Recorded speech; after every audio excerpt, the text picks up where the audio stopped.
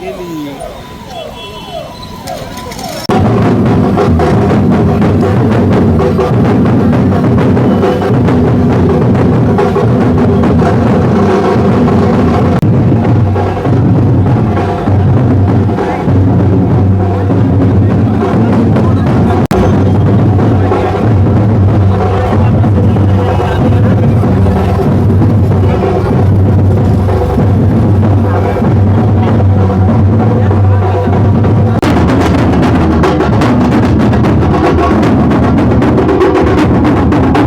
नेते सन्मान्य अजितदादा यांचं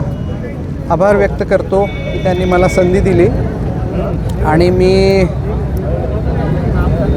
आभारी याच्यासाठी पण आहे की कास्तकाराशी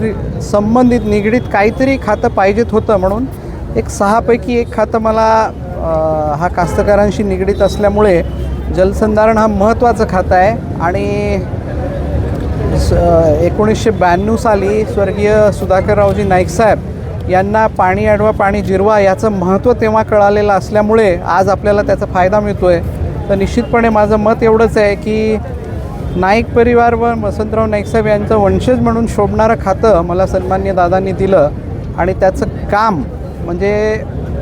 प्रत्येक घटकापर्यंत शेवटपर्यंत त्याचा फायदा पोचला पाहिजे या पद्धतीने मी काम करेल. यवतमाळ जिल्ह्याचं असल्यामुळे यवतमाळ जिल्ह्यावर तर लक्ष राहील, पण मंत्री हा पूर्ण महाराष्ट्राचा असतो म्हणून पूर्ण महाराष्ट्रावर व्यवस्थित माझं लक्ष राहील आणि राज्यमंत्री म्हणून जे काही अधिकार मला देण्यात येईल त्या अधिकाराचं मी सोनं करून जनतेच्या सेवेसाठी